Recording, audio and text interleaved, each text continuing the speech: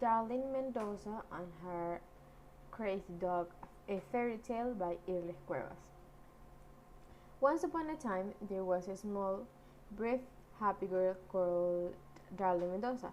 She was on her way to see her best friend, Leah Wilton, when she decided to make a shortcut through the bear cave. It wasn't long before Darling got lost. She looked around, but all she could see were trees. Nervously, she fell into her bag for her favorite toy, Mr. Boo, but Mr. Boo was nowhere to be found. Darling began to panic. She felt sure she had packed Mr. Boo. To make matters worse, she was starting to feel hungry. Unexpectedly, she saw a small gold-haired crazy dog dressed in a blue skirt disappearing into the trees. How odd! How odd! Thought Darling.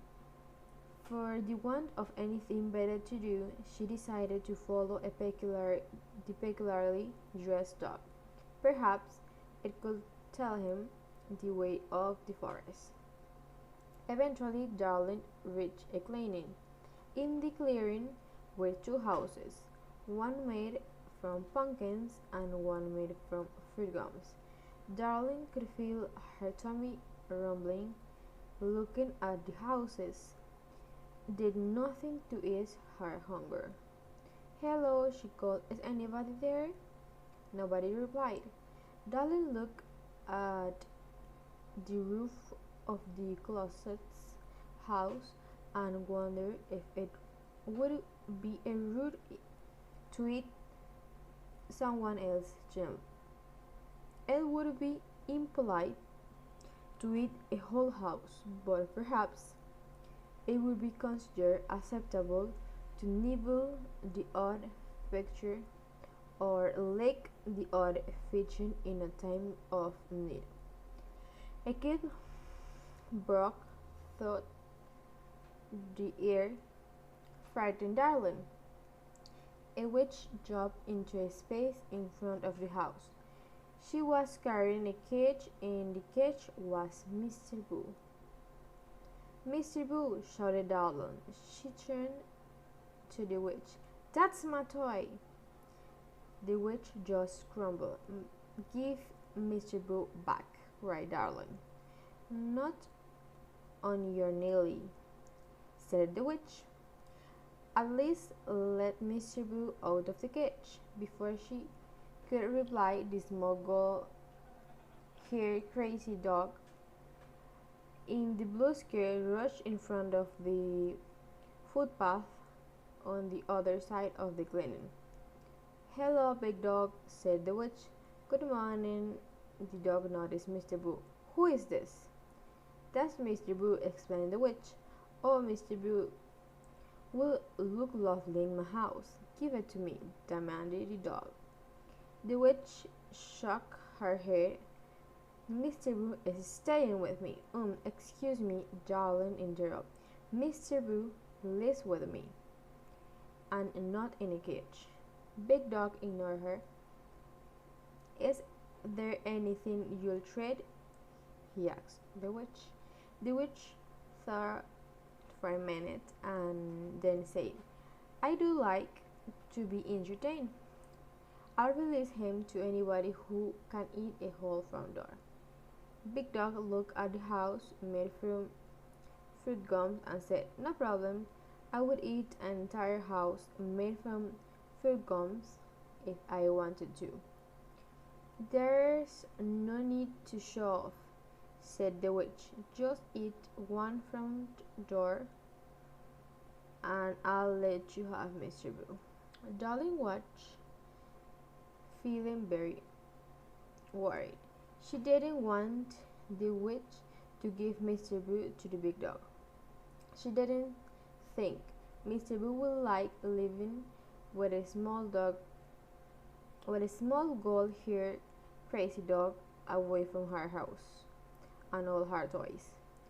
Big Dog put on his bib and withdrew a knife and a fork from his pocket.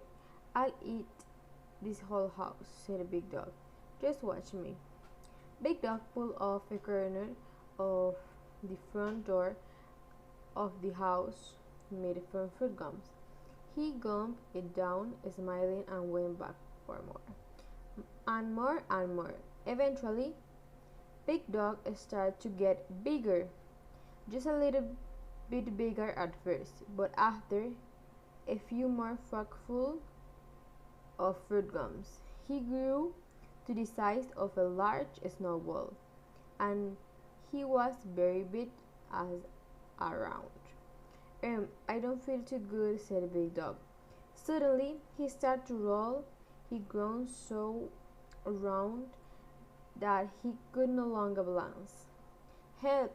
He cried, and he rolled off down a slope into a forest. Big Dog never finished eating the front door made from fruit gums, and Mr. Boo remained trapped in the witch cage. That's it, said the witch. I win. I get to keep Mr. Boo. Not so far, said Darling. There is still one front door to go. The front door of the house is made from pumpkins, and I haven't had a turn yet. I don't have to give you a turn, laughed the witch. My game, my rules. The woodcutter voice carried through the forest. I think you should give her a chance. It's only fair. Fine, said the witch.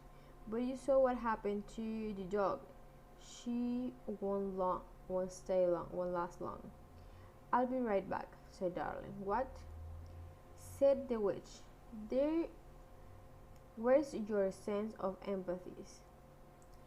So, thought you want Mr. Boo back. Darling ignored the witch and gathered a hefty pile of sticks. She came back to the clearing and started a small campfire. Carefully, she broke off a piece of the door and the house made from pumpkins and toasted it over the fire. It had cooked on cool just a little. She took a bite. She quick devoured the whole piece. Darling sat down on a nearly log. You fail, clucked the witch. You were supposed to eat the whole door. I haven't finished, explained Darling. I am just waiting for my food to go down. When Darling's food had digested, she broke off another piece of the door made from pumpkins, and once more she toasted her food on the fire and waited for it to cool just a little. She ate leisurely pace when waited for the jest. Eventually, after several sittings, Darling was down to the final piece of the door made from pumpkins. Carefully, she toasted it and allowed it to cool just a little. She finished and final course. Darling had eaten the entire door of the house from the pumpkins.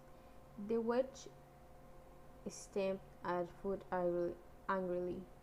You must have tricked me, she said. I don't remember cheating. I don't think so, said the voice. It was the woodcutter. He walked back into a clearing, carrying his eggs. This little girl won't fail, and screamed.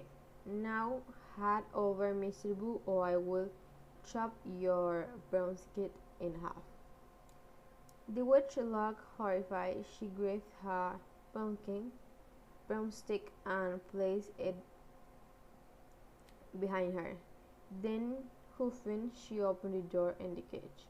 Darling hurried over and grabbed Mr. Boo, checking that her favorite toy was all right. Unfortunately, Mr. Boo was unharmed.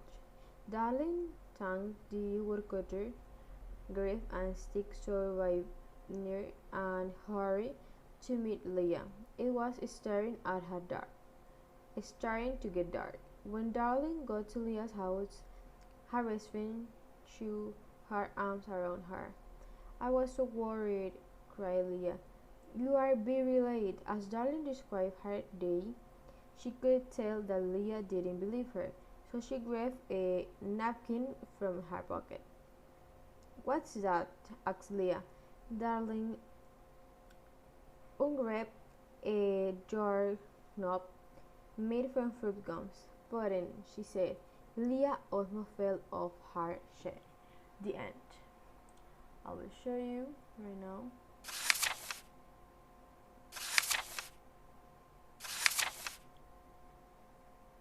Thank you.